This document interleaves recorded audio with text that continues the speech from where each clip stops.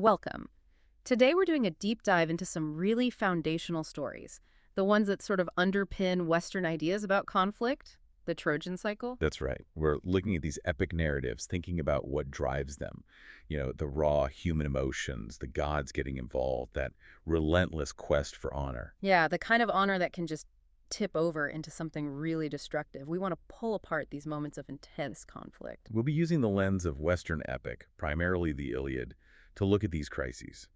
It's fascinating how individual anger, that desire for personal glory, can clash with the fate of, well, entire societies. So our mission today is really to get a handle on that tension. We'll try to connect the dots from, say, Bronze Age ideas about honor, what a hero felt they were actually owed, all the way through later history. Sieges, politics. Even ideas about economic justice, Hmm. surprisingly. It all traces back in many ways to this dynamic. Individual pride kicks off a conflict, and the state is left scrambling to manage the fallout. And it often starts, as our sources show, with one really, really famous temper tantrum. Right. The Iliad isn't really about the whole 10 years of the Trojan War. Hmm. It zooms in on this critical period defined by the absence of Achilles, the Greeks' best fighter. His withdrawal from the fight. Exactly. And the utter devastation that follows for the Greek side. It all stems from his pride, his anger. The word used is menis. It's more than just anger. It's like a divine, unstoppable wrath. Okay, so let's unpack that trigger. What exactly sets him off? It's an insult, right? From the commander Agamemnon. A huge public insult. Achilles had sacked a city, done the hard work, and received a prize, a woman. Briseis. In that world, she wasn't just a person, she was a symbol. A status marker, proof of his success. Proof of his exercise, yeah. His excellence, his value in this very competitive warrior society. And then Agamemnon, the High King, basically pulls rank. He'd lost his own prize, Chryses, because he'd angered the gods and needed to compensate. Right, so he just takes Briseis from Achilles. And for Achilles, this is unbearable. He says Agamemnon treated him as if I were some tramp. It wasn't just about losing the woman herself, then. No, not primarily. It was about the honor, the timēs. Achilles felt he was Agamemnon's equal, maybe even superior, in terms of battlefield contribution, in terms of sheer value to the army. But Agamemnon's the king. How could Achilles see himself as an equal? Because status wasn't just about rank, it was constantly proven, constantly performed, especially in battle. Agamemnon had the scepter, the political authority, yes, but Achilles, he had the unmatched fighting skill. So when Agamemnon used his political power to take the prize Achilles earned through fighting? He basically invalidated Achilles' entire contribution, his whole identity within that heroic system. He broke the code. And that clash of the deserving individual versus the overreaching authority, that's what fuels everything that follows, all the death, all the suffering. And this leads to Achilles just sitting out, refusing to fight, which creates a massive problem for the Greeks. A disaster. They start getting pushback, slaughtered. The whole army is on the verge of collapse. Which forces this really tragic situation with Patroclus. Achilles' closest companion, yeah. Patroclus can't stand watching his friends die. He goes to Achilles and he begs him. Not just to fight himself, but to let him, Patroclus, go out. Exactly. To lead Achilles' own elite troops, the Myrmidons, back into the fight. And crucially, he asks to wear Achilles' armor. The famous armor. The idea being deception. Yeah, a terrifyingly simple plan. If the Trojans think I am you, Patroclus hopes, they'll back off and give the Greeks some breathing space. Just a moment to regroup. It's an act of desperation, really, trying to save his friends. Utterly. But the poem describes him begging Achilles like a child begging for a toy. The irony is just gut-wrenching. Because he doesn't realize what he's asking for. He's asking for his own death warrant. Yeah. He steps into the hero role, thinking he can manage it, but he gets swept up in the battle fury, goes too far, and is ultimately killed by Hector. And that death changes everything again, doesn't it? Achilles' rage shifts. Completely. His anger against Agamemnon is instantly dwarfed by this overwhelming need for vengeance against Hector and the Trojans. It becomes even more personal, even more destructive. The fighting that erupts over Patroclus's body. The sources really emphasize the brutality, the very specific rules of engagement almost. Oh, absolutely. It becomes this chaotic struggle, not just to save the body from desecration, but to strip that famous armor. That's the ultimate prize now. And you get these incredibly vivid descriptions. Menelaus. Yeah, Menelaus, Agamemnon's brother, good at the war cry. He's standing over Patroclus' body, and the poem says he feels this sudden surge of boldness, this persistence. Like a horsefly. That's such a strange image. Isn't it? like a horsefly that keeps biting because human blood is sweet. It's so primal. It strips away any nobility and shows you the raw, almost parasitic nature of battle rage in that moment. And the fighting isn't anonymous. When Menelaus kills someone, we know who it is. Precisely. He kills Podes, and the poem immediately tells you, a son of Aeneas, a rich, valiant man, whom Hector honored with a place at his table. So his status matters. His connections matter. It's not just a casualty count. Not at all. It's a clash of individuals defined by their wealth, their lineage, their social standing. Their honor is tied up in who they are and who they fight. Look at Odysseus in the same melee. He stabs a guy, Thrasymachus, right in the navel. Very specific. And immediately, he's confronted by another warrior, Socus, who is also explicitly described as rich and well-born, a man the equal of a god. It's always there. Status, birth, wealth, intertwined with fighting ability and the right to be on that battlefield. It makes you wonder, this cycle of personal anger, retaliation, escalating brutality, is this just a feature of Bronze Age epic, or does it repeat? Oh, it repeats, absolutely. The sources give us a really striking parallel much later in history, which helps us see this pattern. Think about the Siege of Constantinople in 1453. Okay, centuries later, what happened there? Well, the sources describe a horrific incident where the attacking Ottoman forces captured some Italian sailors defending the city, and they publicly impaled them, right in front of the walls for everyone inside to see. It's just brutal. The psychological impact must have been immense. Exactly. The source says the city's grief swiftly turned to fury. You see that immediate collective emotional snap is the city feeling the same kind of violation Achilles felt. And did they retaliate? They did. In a way designed to be just as visible and just as savage, the Greek defenders rounded up the Turkish prisoners they were holding and savagely slaughtered them, hanging their bodies, about 260 of them, in circles along the walls facing the Ottoman camp. Turning the defenses into a stage for revenge. It's a chilling echo. Archbishop Leonard, who witnessed it, wrote that through this tit-for-tat impiety and cruelty, the war instantly became more brutal. It didn't matter if it was Achilles' personal honor or a city's collective grief. The fuel is the same. Human emotion demanding payback right now where everyone can see it. And that kind of escalation really forces us to shift focus. We go from the individual hero's rage, the spark, if you like, to the state, the political machinery that has to manage these conflicts, channel that fury, or, try to contain it. Right, because individual glory is one thing, but state survival is another. How does the goal change when it's not just about one hero's status, but about, say, breaking through city walls? Look again at Constantinople, but this time from the attacker's side. Mehmet II, the Ottoman Sultan, leading that final assault. How does he get his soldiers, his janissaries, to charge those seemingly impenetrable walls? You need serious motivation. He uses two main levers. First, religious fervor. He's rallying them with cries of Allahu Akbar, God is great, framing it as a holy duty. And the second lever. Cold, hard reward. He explicitly reminded them of the promised reward for raising the flag on the walls. Glory, yes, but also wealth and status bestowed by the Sultan. So personal gain tied to the state's objective. The sources mention a specific figure, Hassan of Ulubat. Yeah, describes as this huge man, a giant. He's the one who, covering his head with his shield, actually manages to get onto the rampart first. Mehmet is there, urging them on. Go on, my falcons, march on my lions. It's leadership channeling that individual, drive the same kind that got Patroclus killed. Well, arguably, but directing it towards a strategic goal for the state. Precisely.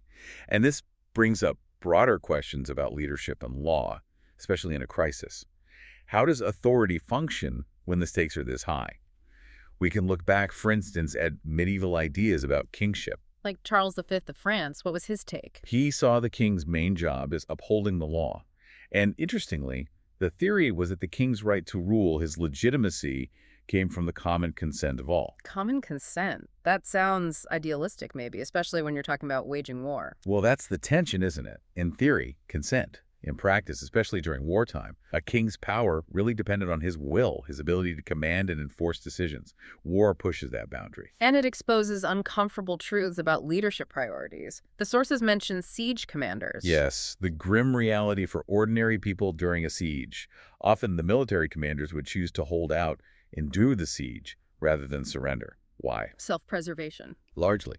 Because if the city fell after resisting, they, the commanders and nobles, could often retreat to the citadel, the fortress within the city. They might escape the massacre and looting that the general population would suffer. So they're protecting their own skins, their reputations, Maybe that aristocratic code against surrender, even if it means condemning the city's inhabitants. It certainly looks that way sometimes. It's kind of an echo of Achilles putting his personal honor above the Greek army's survival, but playing out in a different context, the leadership class protecting itself. This whole problem, the law getting in the way of survival, sounds like something philosophers wrestled with later. Rousseau. Exactly. Rousseau looked at this precise dilemma. What do you do when the existing laws, the normal rules, actually become an obstacle to saving the laws, meaning saving the state itself? His solution was pretty radical, wasn't it? Very. He suggested that in an extreme crisis, the state might need to nominate a supreme ruler, basically a temporary dictator, someone empowered to suspend normal procedures, normal authorities. Why? On what basis? Based on what he saw as the people's fundamental underlying intention, that the state is not to perish. Survival overrides procedure. The legislature goes silent, this ruler acts decisively. But it's temporary. Crucially, yes. Right. The ruler can act, enforce, but can't create new permanent laws. They can't make the law speak beyond the crisis. It's a drastic measure for a drastic situation. But this idea of suspending normal rules, concentrating power, it brings us right back to where we started, with Achilles feeling wronged by authority. When does necessary crisis leadership become tyranny? When does the state crush the individual? And there's a chilling real-world example of that from Roman history involving a man named Publius Gavius. What happened to him? He was a Roman citizen in Sicily, which should have given him significant rights and protections. But he fell foul of the governor, Verres, who was notoriously corrupt and abusive. Yeah, Verres. Verres had him arrested, tortured, and then, accusing him of being a spy, had him crucified. Crucified? But wasn't that a punishment reserved for slaves, for non-citizens? A Roman citizen couldn't be crucified, surely. That was the whole point of Roman citizenship. It was meant to protect you from exactly that kind of degrading, extreme punishment. Yet the sources tell us Gavius pleaded repeatedly, civis Romana sum, I am a Roman citizen. And it didn't work.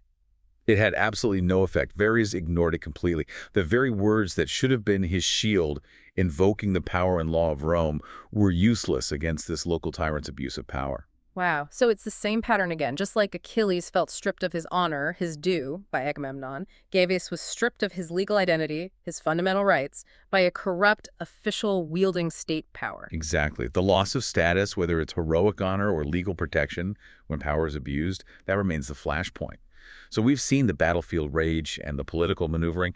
Now let's look at how these stories, these conflicts, these ideas of heroism actually get made into things, how they become embedded in objects. Yeah.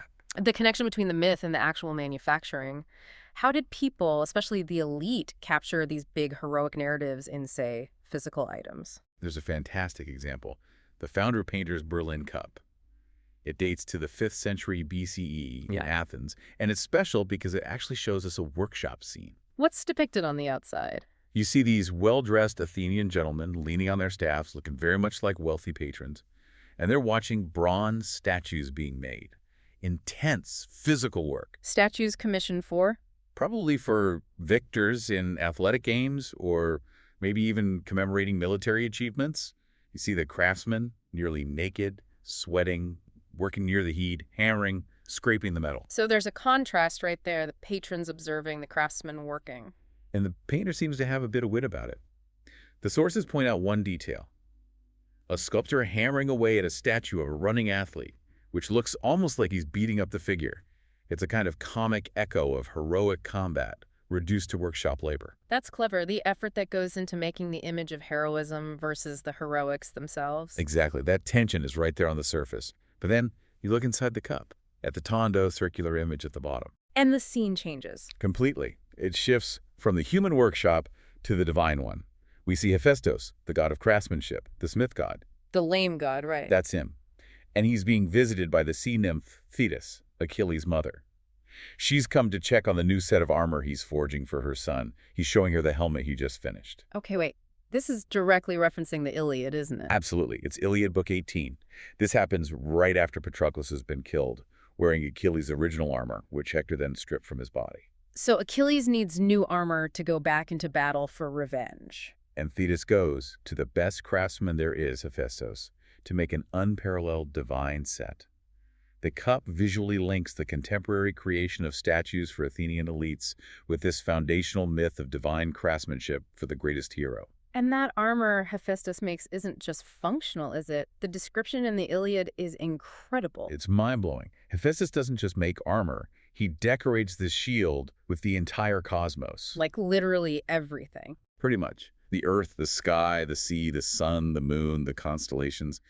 Then he adds 2 cities, one at peace, with weddings and legal disputes, and one at war, with ambushes and battles. There are scenes of plowing, harvesting, vineyards, dancing. Wow, so the shield contains the whole world, all of human life. Exactly. It's the ultimate object of immortalization. When Achilles wears it, he's carrying the whole of civilization, the whole order of the universe, into battle. The cup connects the owner of the drinker back to that mythic power. It says, your status, your victories are part of this grand, heroic tradition.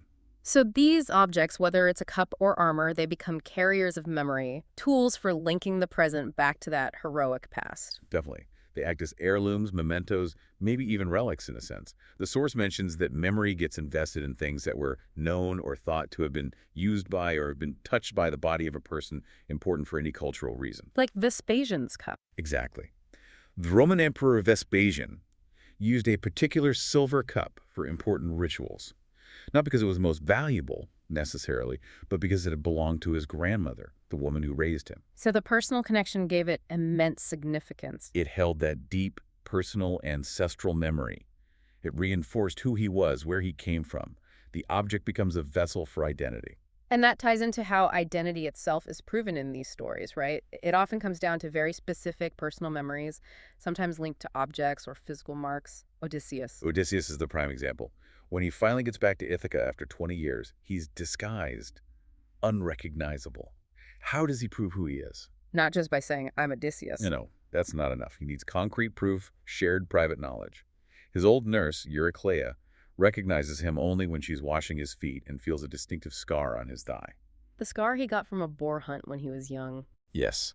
His first adult exploit, the sources call it, a key rite of passage into manhood. The injury, the scar, becomes the physical proof of his identity, his history, his competence. It's his story written on his body. And he proves himself to his father, Laertes, differently. Also through shared memory, but this time linked to the land, to specific objects in a way. He reminds Laertes of the exact number and types of trees, 13 pear, 10 apple, 40 fig trees that Laertes gave him on the family estate when Odysseus was a boy. That's incredibly specific. It is, and it's deeply personal. It recalls Laertes' role as a father, passing down not just property, but knowledge, heritage, a connection to the ancestral land.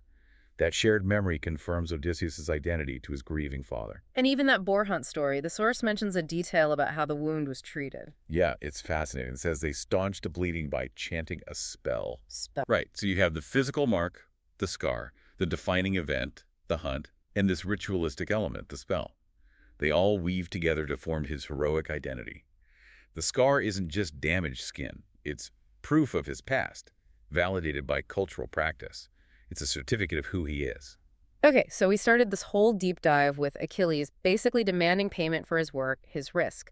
The prize was the tangible recognition of the debt owed to him by the command structure, by Agamemnon. The debt of honor. Right. And now we can trace that idea forward, looking at how individual action bumps up against a different kind of debt, the debt that maybe society or the wealthy within society owe back to the people whose labor built that wealth. It's a really interesting parallel, philosophically. You can see echoes of Achilles' complaint, that feeling of being robbed of your due, and later critiques of economic systems. Thomas Paine, for example, in the late 18th century. What was Paine's argument? How did he frame this idea of societal debt? Paine argued, pretty radically for his time, that personal property is the effect of society.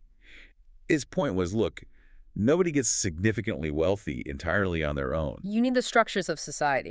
Laws, commerce, protection. Exactly. You need all of that infrastructure, that cooperation, that stability for large amounts of personal property to even be possible. So if society enables wealth accumulation, then the person who accumulates it owes something back. That's Paine's conclusion. Yeah. He says the individual owes on every principle of justice, of gratitude, and of civilization, a part of that accumulation back again to society from whence the whole came. It's not solely yours. There's an inherent debt back to the collective that made it possible. But where does the injustice come in, according to Payne? Is it just about owing back, or is there something unfair in the accumulation itself? Like Achilles feeling his prize was unfairly taken. Payne gets into that too. He suggests that often the way great personal wealth is built is the effect of paying too little for the labor that produced it. Ah, so it's about exploitation. He puts it starkly. The system allows the employer to abound in affluence, while the worker, who actually created the value, perishes in old age. The wealth accumulation comes, in part, from undervaluing the labor that generated it. That sounds like a recipe for conflict. That tension, the wealthy getting richer, the workers feeling cheated, it must boil over sometimes. It absolutely does. Think about Shays' Rebellion in America, right after the Revolution. These were farmers in Massachusetts. Yeah, mostly former soldiers, farmers, buried in debt, facing heavy taxes imposed by the state government, losing their farms. They felt the system was rigged against them by the wealthy elite in the cities. How did the establishment, the wealthy, see these rebels? With absolute fear. General Henry Knox wrote to George Washington about it, and he was really alarmed. He said the insurgents feel at once their own poverty compared with the opulent and their own force, and they are determined to make use of the latter in order to remedy the former. So the rich saw it as the poor literally planning to take their wealth by force, a direct threat to property and order. A fundamental threat. But contrast that panic with Thomas Jefferson's reaction. He was over in France at the time, watching from afar. And he had a very different perspective. Almost Homeric, you said. Remarkably different. Yeah. Jefferson famously wrote that a little rebellion now and then is a good thing. He called it a medicine necessary for the sound health of government. A medicine, Yeah. rebellion. Yeah. And then he delivered that incredibly potent line.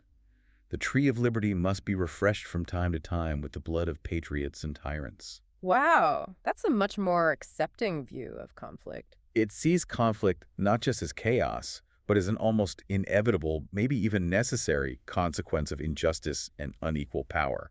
It links that desperate struggle of individuals trying to right perceived wrongs, whether it's Achilles wanting his honor back or the farmers wanting debt relief, to the larger cycles of societal upheaval needed to maintain freedom. So we've really come full circle then. We really have. From Achilles' very personal rage over a specific prize and injustice related to honor and military contribution, we trace the echoes through sieges, state power, the meaning embedded in objects, and landed on these broader questions of economic justice and societal debt.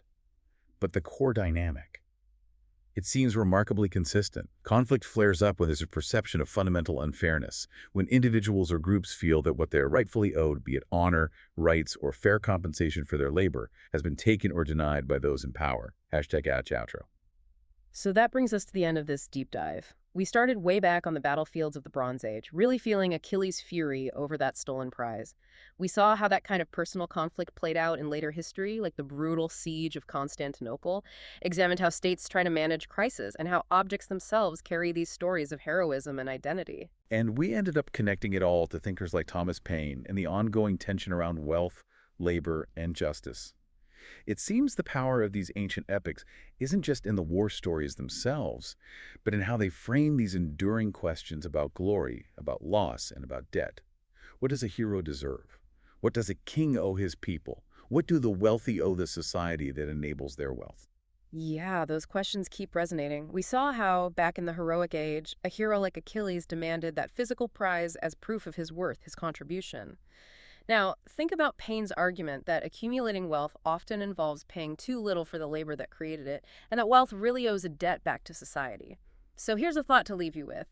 How do those ancient foundational stories about honor, individual merit, and the spoils of war continue to shape how we today think about who deserves what, who owes what, and why conflict, whether it's on a battlefield or in our economic or political systems, still feels so tragically unavoidable? Something to chew on. Definitely. Thanks for joining us on this deep dive.